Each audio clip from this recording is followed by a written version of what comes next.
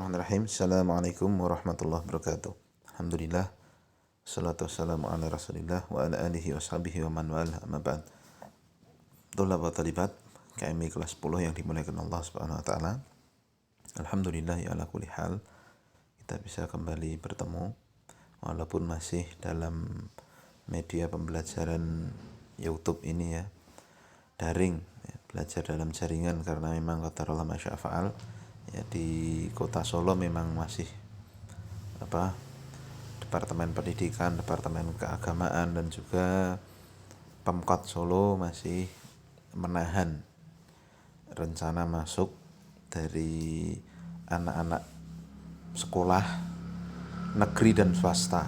Ini kalau di Solo, kalau antum melihat yang mungkin rumahnya Solo bisa tahu ya, SMP Negeri 1, SMA Negeri 1 dan sekolah-sekolah lain pun ya, baik negeri maupun swasta itu masih juga daring ya, karena memang situasi pandemi yang kata Allah sampai saat ini tiap hari malah saat ini 7.000, 8.000 kasus dan sebagainya ya. Walaupun memang kita tidak boleh terlalu takut dengan hal itu karena memang kita punya Allah Subhanahu wa taala, kan tapi memang ya di antara kesempurnaan keimanan salah seorang sebagaimana kita pelajari, kita harus bertawakal kepada Allah dengan benar.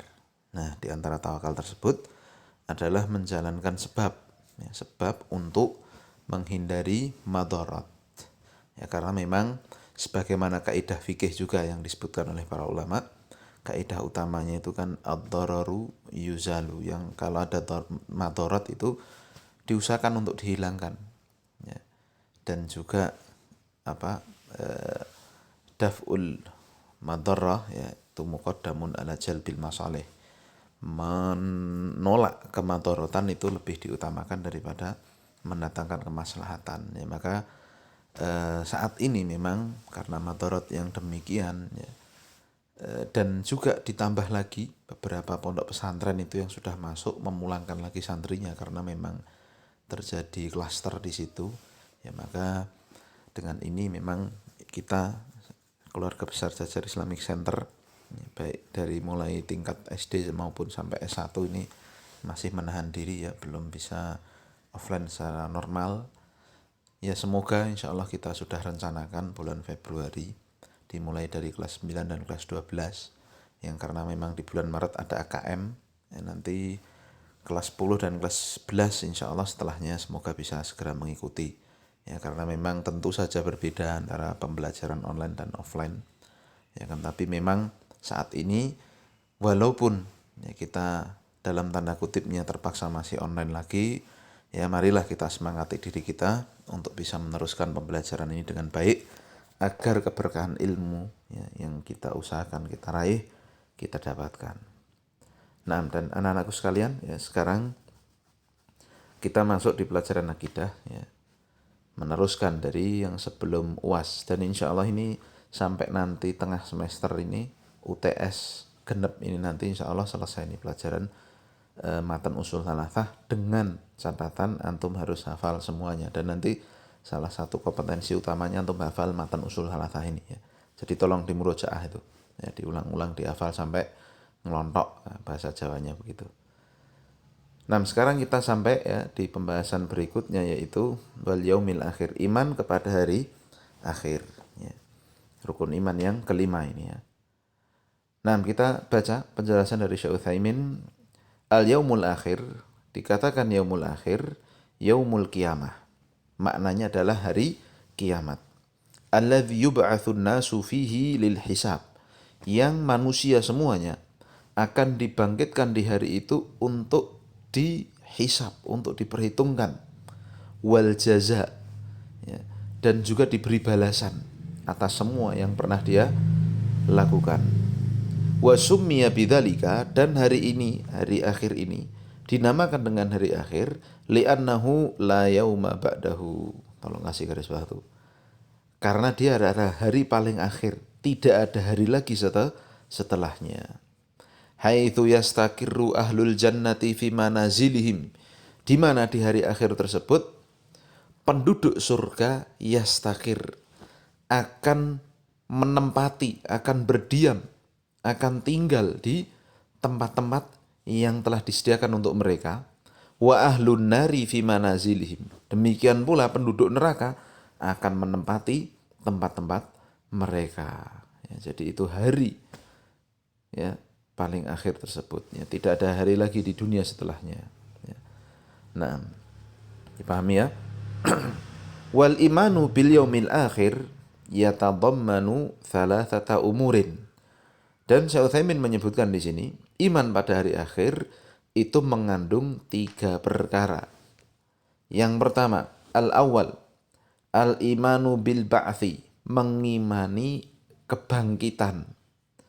Wa huwa ihya'ul mauta. Apa itu kebangkitan? Kebangkitan itu adalah ihya'ul mauta, penghidupan orang-orang yang telah mati. Jadi orang yang sudah mati dihidupkan kembali oleh Allah. Hina yunfakhu fis suri nafkhata tsaniyata. Ketika ditiup ya, sangkakala pada tiupan yang kedua. Nah, ya, fayaqumun nasu lirabbil alamin. Ya, maka seluruh manusia akan berdiri di hadapan Allah Subhanahu wa taala, Tuhan semesta alam. Huffatan ghaira munta'illina, dalam keadaan mereka telanjang kaki, hufat ya, tidak memakai alas kaki. Urratan ghaira mustatarina, mereka dalam keadaan telanjang, tidak memakai penutup, tidak memakai baju. Ghurlan ghaira muhtatanina, dalam keadaan mereka belum berkhitan. Ghurlan itu ya, belum berkhitan. Jadi Masya Allah ya, hari kiamat mereka akan hari kebangkitan ini yang pertama ya, kita mengimani hari kebangkitan bahwa semua makhluk akan dibangkitkan oleh Allah pada tiupan sangkakala yang kedua ya. Maka semua berdiri di hadapan Allah dalam keadaan tadi tidak pakai alas sandal, tidak pakai baju, tidak berkhitan ya. Nah, dalilnya apa? Allah Subhanahu wa taala mengatakan tentang hal tersebut. Allah mengatakan ya, surat Al-Anbiya ayat 104, kama bada'na awwala khalqin nu'iduhu wa'dan alaina inna kunna fa'ilin. Sebagaimana kami memulai penciptaan, kami kembalikan mereka seperti itu. Janji atas kami, sungguh kami benar-benar akan melakukannya, kata Allah Subhanahu wa taala. Nah, syahidnya kama bada'na awwala khalqin nu'idu. Ya, jadi manusia nanti akan dibangkitkan sebagaimana dulu mereka diciptakan pertama kali, dalam keadaan ya, telanjang, tidak pakai alas kaki, tidak berkhitan. Nah, ada juga ya riwayat dari Aisyah radhiyallahu taala anha. Beliau bertanya pada Nabi, "Ya Nabi, ala tandur ba'duna ba'don." Kalau memang keadaannya tidak pakai alas kaki, tidak pakai baju ya, tidak berkhitan ya, nanti tidakkah satu dan yang lainnya saling melihat ya Nabi? Nah, maka Nabi SAW tersenyum kemudian menjawab kepada istrinya, al-amru yauma idzin asyad. Ya, beliau mengatakan, wahai istriku, ya, perkara pada hari itu lebih besar, sangat luar biasa wahai istriku. Ya, jadi tidak bisa dibandingkan seperti keadaan kita di dunia ya. Nah, di mana hari tersebut matahari didekatkan hanya 1 mil, kemudian manusia ya dalam keadaan benar-benar sangat ketakutan ya. Nah, maka sebagian ulama menyebutkan ya, untuk mendekatkan pemahaman kita saja, terkadang ketika terjadi misalkan suatu hal yang sangat mengerikan, misalkan ya oleh itu bila ya, misalkan jangankan kok gempa dahsyat ya, misalkan ya, mungkin hanya sebatas mungkin loh ya, rumahnya mungkin ya waliyatubillah mungkin kena tegangan setrumnya meledak misalkan, terus dia lari dan sebagainya, mungkin bisa jadi dia nggak inget apa-apa itu, pokoknya lari menyelamatkan diri, yang penting nggak kena setrumnya misalkan ya. Meskipun dia mungkin baru bangun dari tidur, masih belum sadar, pokoknya kalau langsung inget jreng langsung lari. Wah, naam. Bahkan mungkin mohon maaf ya, mungkin yang baru ya di kamar mandi atau apa ya dengar-dengar seperti itu bisa aja dia lari. Nah, ya. Maka apa namanya? Itu di dunia kita bisa bayangkan ya ketika orang panik seperti itu. Nah, apalagi ya, itu pendekatan pemahaman aja ya dari beberapa buku yang kami baca. Nah, ya, apalagi ketika hari dibangkitkan manusia ini. Nah, keadaannya lebih atau jauh ya, sangat mencekam. Ya, maka mereka tidak memperdulikan ya, perkara mereka tidak pakai sendal dan sebagainya tadi. Masya Allah. Dan ini harus kita imani. Kita semua akan dibangkitkan oleh Allah Subhanahu Wa Taala seperti itu. Nah, kemudian kata Syekh Utsaimin, wal ba'tsu haqqun tsabitun dalla alaihi alkitab wa sunnah. Kebangkitan ini benar adanya. Ya, ini telah tetap ya ditunjukkan oleh dalil Al-Qur'an dan sunnah dan juga ijma'ul muslimin dan kesepakatan seluruh kaum muslimin. Allah Subhanahu wa taala mengatakan, "Tsumma innakum ba'da dzalika lamayitun." Kemudian kalian setelah itu akan mati. Setelah hidup akan menjadi mayit. "Tsumma innakum yaumal qiyamati tub'atsun." Kemudian kalian pada hari kiamat besok akan dibangkitkan. Ini dalil-dalil Al-Qur'an jelas sekali yub'ats. Juga Nabi SAW mengatakan yuhsyarun nasu yaumal qiyamati huffatan urratan hurlan dalam satu riwayat. Dalam ini disebutkan huffatan hurlan muttafaqun alaih. Manusia besok di hari kiamat akan dibangkitkan dalam keadaan huffah, tidak pakai alas kaki dan juga hurlan tadi ya, tidak berkhitan tadi. Nah, wajma'al muslimuna ala thubuti, dan kaum muslimin semua dari masa dahulu sampai sekarang sepakat akan adanya apa? Hari kebangkitan ini.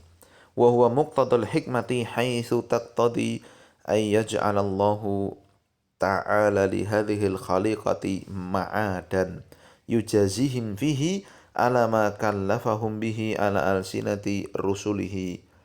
Nah, kaum muslimin sepakat. Kenapa? Karena inilah kandungan dari hikmah.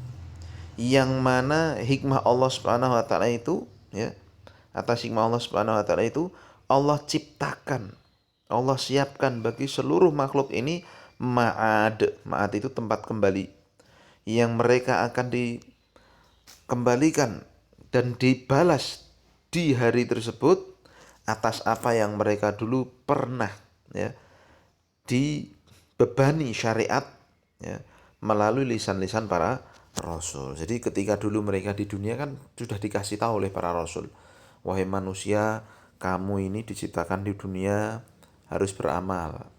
Yang mau beramal soleh akan demikian akhirnya nanti masuk surga. Tapi yang kufur, yang nggak mau beramal soleh, akhirnya nanti di hari kiamat menyesal. Itu sudah dikatakan oleh para rasul di dunia. Maka tepat sekali lah ketika ya nanti di hari kiamat Allah adakan kebangkitan dan Allah tetapkan mereka sebagai penduduk surga atau neraka itu. Ya karena memang sudah dikasih tahu di dunianya. Allah mengatakan, "Afa hasibtum annama khalaqnakum abatha wa annakum ilaina la turja'un." Ya dalam perkara ini Allah mengatakan, apakah kalian kira bahwa kami ciptakan kalian itu untuk perkara yang sia-sia dan kalian tidak dikembalikan kepada kami ya. Juga ya, Allah mengatakan kepada nabinya, innalladzi farada 'alaikal qur'ana laraddaka ila ma'ad.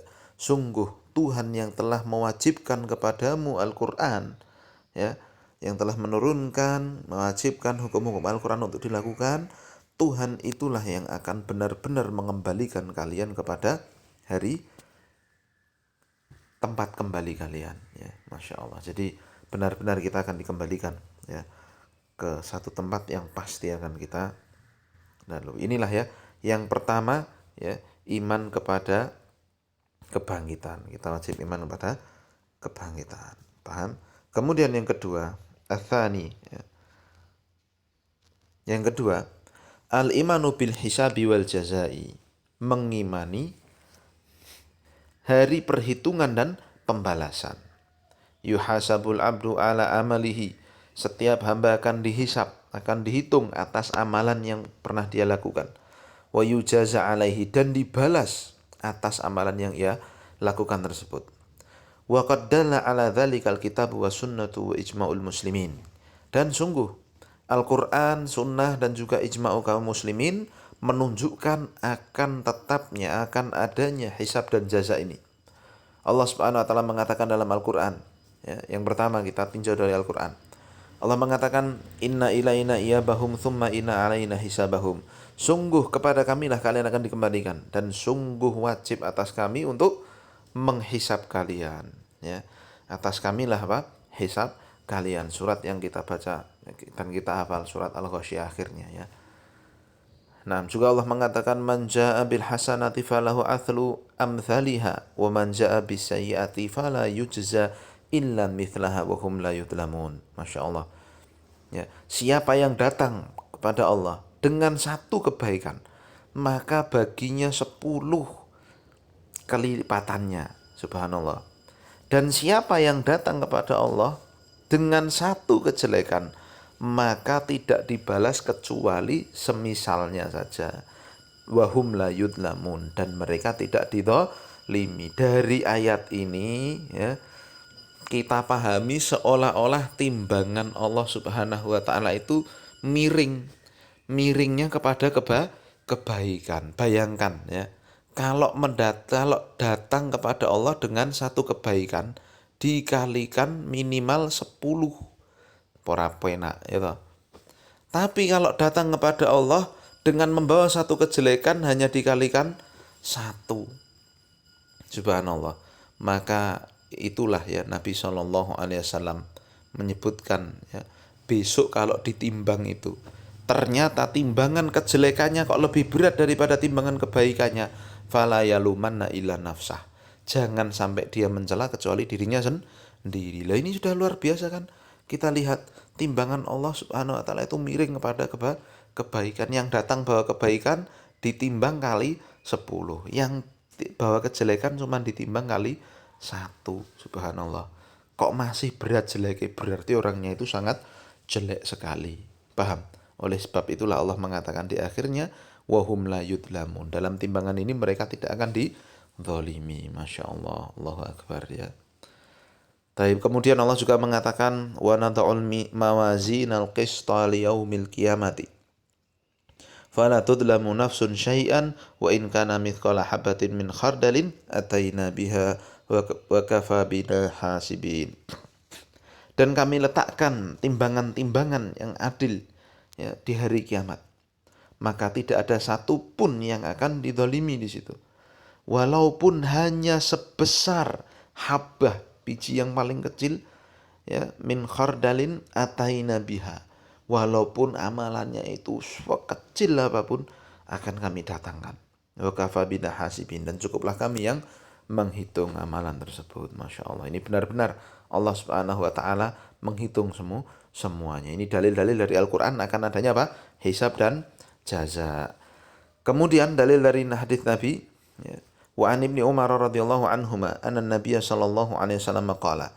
Dari Abdullah bin Umar radhiyallahu anhuma bahwa Nabi sallallahu alaihi wasallam bersabda, "Innallaha yudnil mu'min fayad'u alaihi kanfahu wa yasturahu fayaqulu ata'rifu dhanba kadza ta'rifu dhanba kadza fayaqulu na'am ay rabbi hatta idza qarrarahu bi dhunubihi wa ra'a annahu qad halaka qala qad satartuha alaika fid dunya wa ana aghfiru halakal yauma fayu'ta kitabu hasanatihi." Naam. Luar biasa. Ini coba lihat ini. Ini adalah Nabi, ya, menyampaikan tentang bagaimana besok, ya, proses peradilannya orang yang beriman. Nabi mengatakan, sungguhnya Allah Subhanahu wa taala mendekatkan seorang mukmin kepadanya, ya. Kemudian Allah Subhanahu wa taala tutupi. Jadi dia pengadilannya tertutup begitu, ya. Pengadilan bagi seorang mukmin itu tertutup. Lalu Allah mengatakan ata'rifu dhanba kadza, kamu tahu kamu dulu berdosa seperti ini, kamu tahu dulu berdosa seperti ini. Maka si mukmin itu menjawab, "Na'am. Iya, seperti itu Tuhanku, ya Allah, aku dulu begitu dan begitu." Ya, dia hatta idza qarrarahu bidunubi, sampai ketika dia sudah menetapkan itu dosa dia lakukan semuanya dulu, itu dosa-dosaku dulu dan sebagainya. Wa ra'a annahu qad halaka, dan dia mengira bahwa dia akan binasa, maka Allah mengatakan kepadanya, qad satartuha 'alaika fid dunya, wahai hambaku, sungguh aku telah tutup dosamu itu dulu di dunia.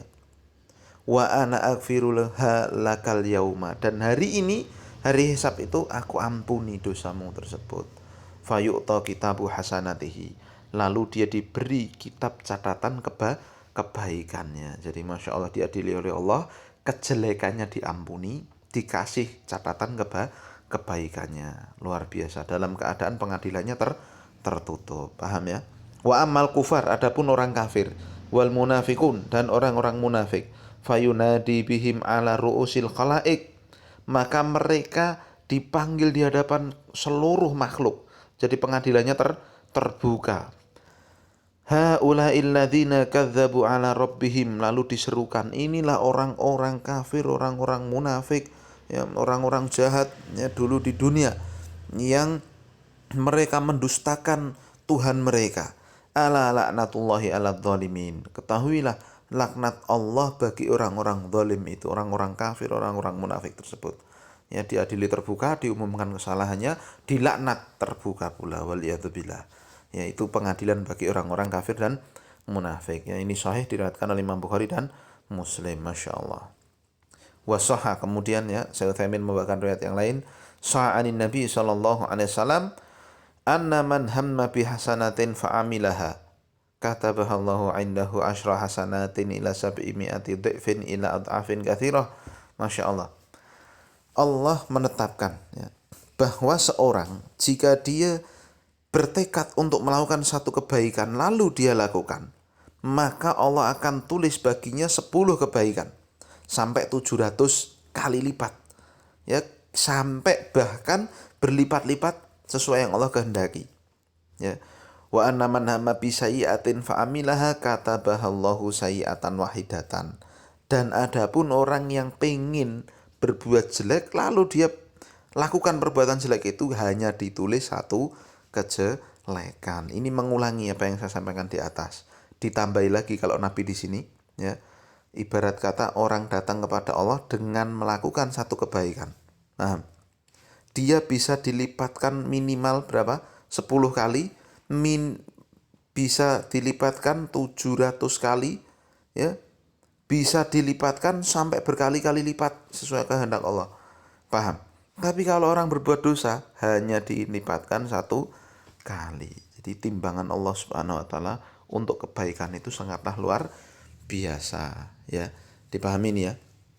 Nah, diriwayatkan oleh Imam Bukhari. Tapi disebutkan oleh para ulama, ini tidak boleh kemudian untuk jadi alasan rapopo lah berbuat jelek wae, kan mung ping pisan. Ngonek berbuat baik kan hilang. Lah jelek kan cuman dikalikan 1, baik kan bisa dikalikan 10 minimal tuh.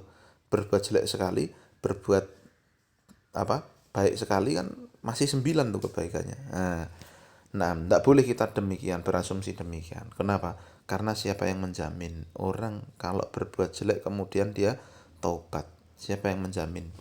Nah, yang justru kita khawatir kalau berbuat jelek tidak bisa taubat. Oleh sebab itu sebagian ulama menyebutkan takutlah berbuat dosa, karena siapa yang menjamin pintu taubat untukmu?